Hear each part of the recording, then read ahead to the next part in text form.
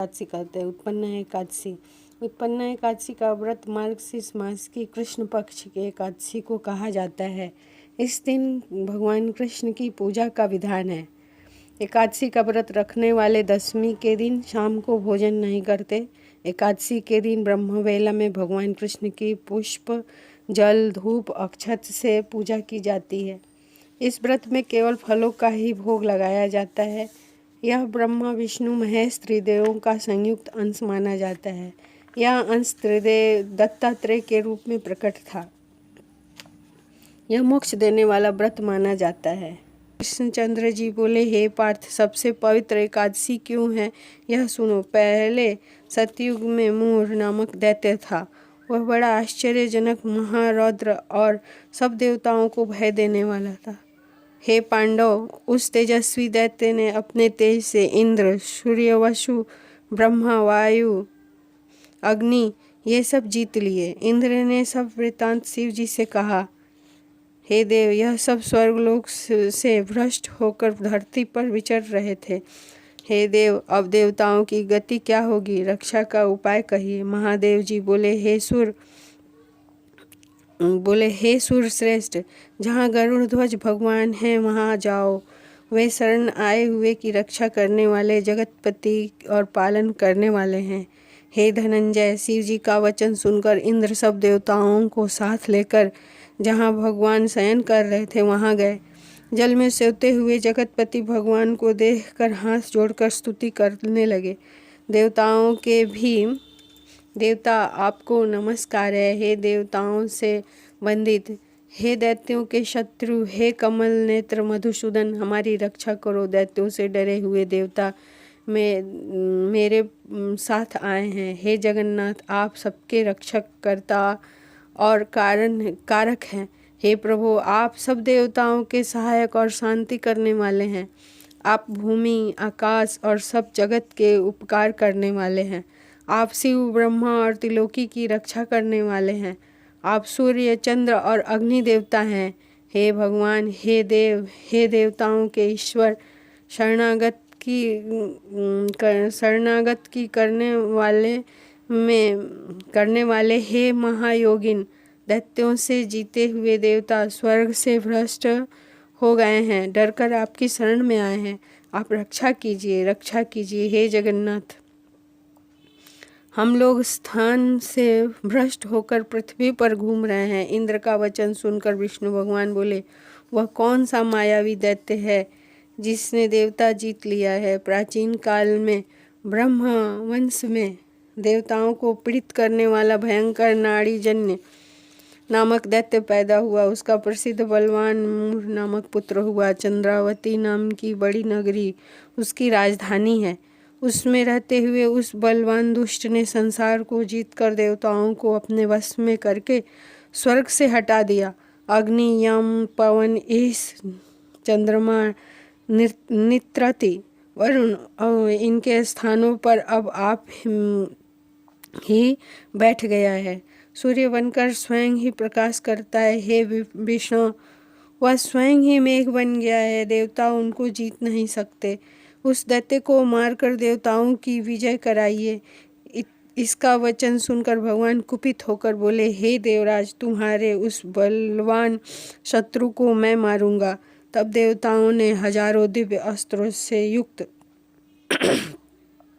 असंख्य दैत्यों के संग गरजते हुए मूढ़ दैत्य को देखा। बलवान असुरों ने देवताओं को मारा। वे संग्राम को छोड़कर दसों दिशाओं में दौड़ने लगे। फिर युद्ध में भगवान को उपस्थित देखकर कुपित होकर अनेक शस्त्र लेकर दौड़े। शंख, चक्र, गदा करने वाले भगवान ने उस असुरों को अपने तरफ दौड़ते देखकर सर्प के समान बाणों से उसकी देह को घायल कर दिया। भगवान के हाथ से सैकड़ों दैत्य मारे गए। अकेला मूढ़ दैत्य वहां खड़ा होकर वह दैत्य अपनी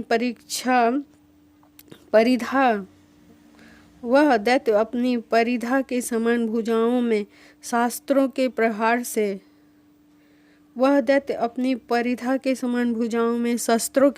से उसको न जीत सके। उसने देवताओं से 1000 वर्ष तक बाहुयुद्ध किया। उससे थककर भगवान बद्री का आश्रम को पधारे। वहाँ हेमवती नाम की शोभायमान गुफा में महायोगी संसार के पालन करने वाले भगवान शयन करने को चले गए। हे धनंजय, उस 12 योजन की गुफा में एक ही दरवाजा था। मैं उसके भय से डरा हुआ वहाँ शयन करने लगा।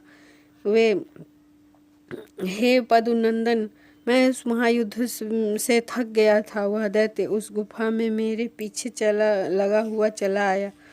मुझको वहाँ सोता हुआ देखकर वह दैत्य मन में सोचने लगा कि दैत्यों को मारने वाले इस हरि को मैं मारूंगा। उस दुर्बुद्धि के ऐसे विचार को समझकर मेरे देह से एक प्रकाशमान कन्या उत्पन्न हुई।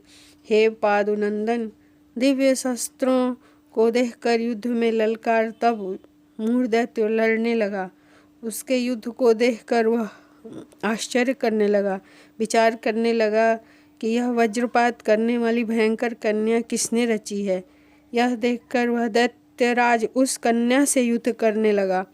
फिर उस महादेवी ने शीघ्रता से उस बलि दैत्य के शस्त्रों को तोड़कर क्षण भर में रथ नष्ट कर दिया। फिर वह भुजाओं से युद्ध करने को बड़ा बनकर के दौड़ा। देवी ने उसके हृदय में लात मारकर उसको पटक दिया। वह फिर उठकर कन्या को मारने की इच्छा से दौड़ा। देवी ने कुपित होकर आते हुए उस दैत्य का सिर काटकर क्षण भर में पृथ्वी पर गिरा दिया। खंडित सिर वाला वह दैत्य यमलोक को प्राप्त हो गया। शेष दैत्य भयभीत और दुखी होकर पाताल लोक को चले गए।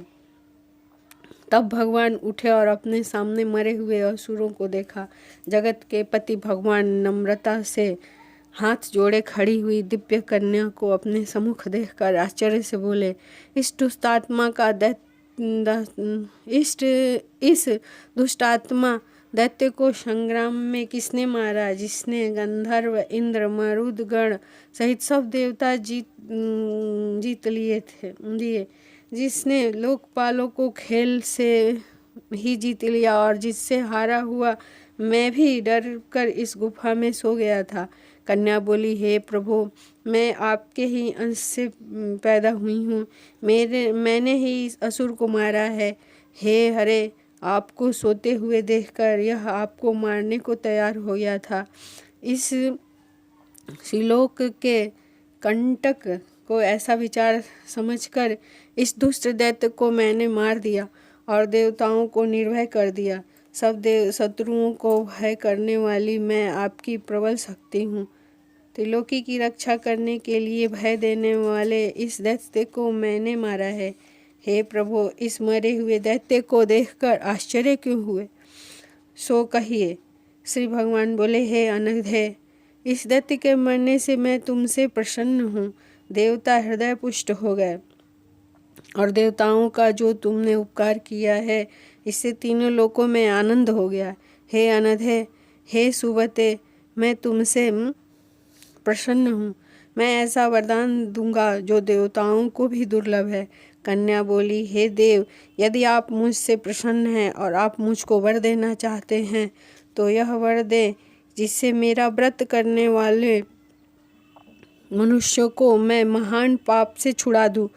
हे भगवान, मुझे यह वरदान मिले कि जो कोई उपवास करे अथवा सायंकाल भोजन करे उसको मोक्ष मिले। भगवान बोले, तथास्तु। ऐसे लोग त्रिलोकी में विख्यात होकर वैकुंठ में वास करेंगे। मेरी परम शक्ति तू एकादशी को उत्पन्न हुई है, इससे तेरा नाम उत्पन्न एकादशी होगा। इस प्रकार उसको वर देकर भगवान अंतर्ध्यान हो गए और एकादशी अत्यंत प्रसन्न हुई।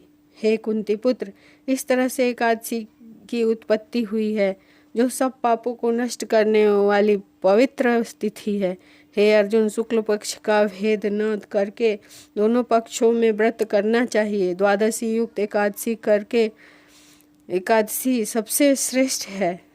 एकादशी के व्रत से अश्वमेध यज्ञ का फल मिलता है, इसमें कोई संदेह नहीं है। व्रती पुष्पांजलि लेकर प्रार्थना करे कि हे पुंडरीकाक्ष, हे अच्युत, मैं एकादशी को निराहार रहकर दूसरे दिन भोजन करूंगी या करूंगा, आप मेरी रक्षा करो। यह कहकर पुष्पांजलि भगवान को अर्पण करे। उपवास के फल का इच्छुक 3 बार अष्टाक्षर मंत्र को पढ़कर पात्र में रखे हुए जल को पी जावे। द्वादशी को दिन में सोना पराया दोबारा भोजन मैथुन शहद कांसे के पात्र में भोजन मांस तेल ये 8 चीज़ें वर्जित है। हे राजेंद्र, एकादशी के मध्याह्न में द्वादशी के अरुणोदय तक स्नान पूजन दान होम आदि कर्म करना चाहिए। यदि कोई भारी संकट आ जाए तो जल से पारण करके फिर भोजन न ले तो पुनः भोजन को दोष नहीं होगा। एकादशी महात्म्य को जो एक पद भी सुनाता है ब्रह्महत्या को लेकर उसके सब पाप दूर हो जाते हैं, इसमें संदेह नहीं।